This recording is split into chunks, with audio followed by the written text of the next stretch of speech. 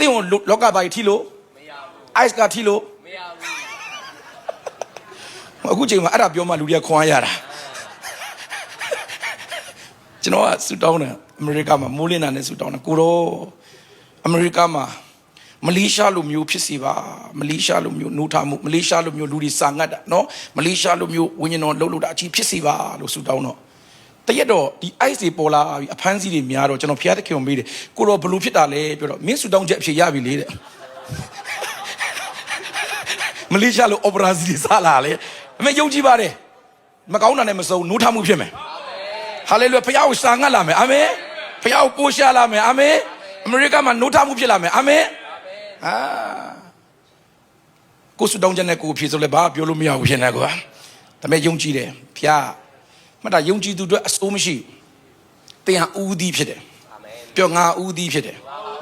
ကြောက်တင်ထိလို့မရဘူးတင်ထိလို့မရ